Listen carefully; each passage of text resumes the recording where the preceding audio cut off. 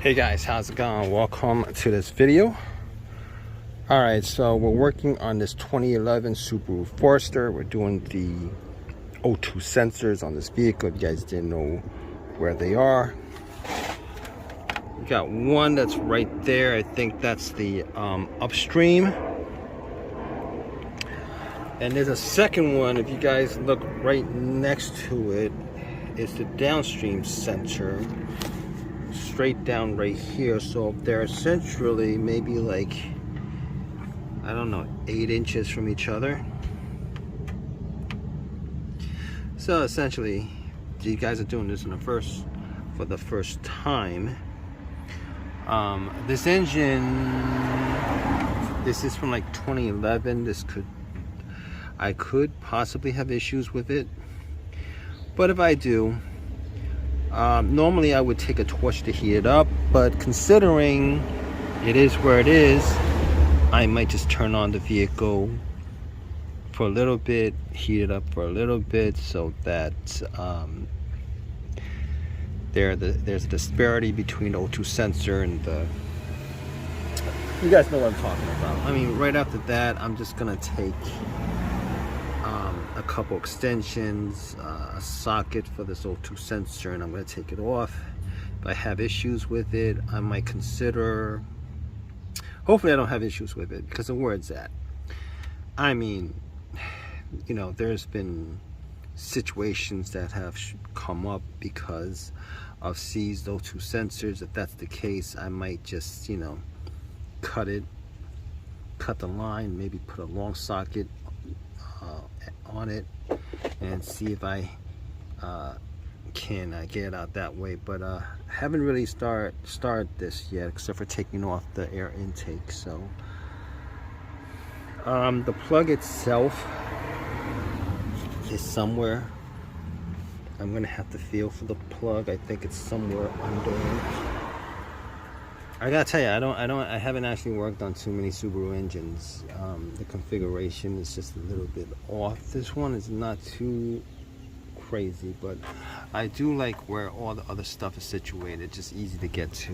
In any case, if you guys have a question, leave a comment. Please subscribe. Give me a thumbs up, guys. Take care. All right, guys. So as you guys can see, this is under the vehicle. That's the secondary O2 sensor that's sticking out right there. The plugs are right there. I was trying to get it from the top, but it's not that great because you can't really see anything.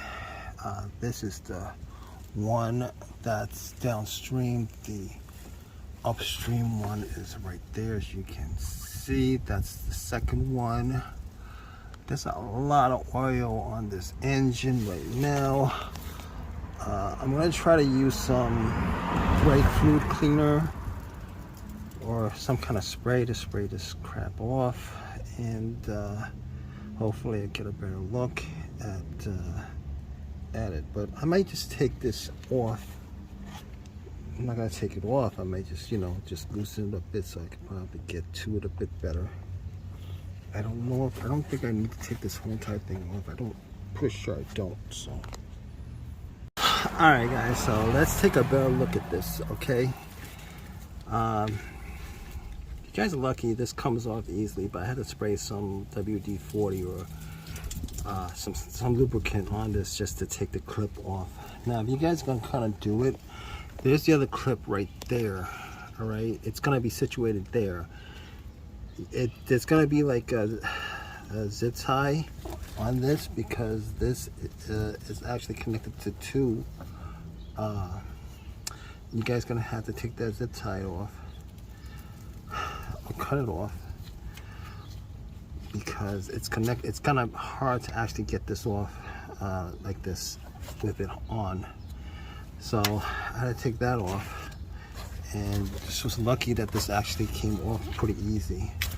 The second one is right here. I'm probably gonna do the same thing to it.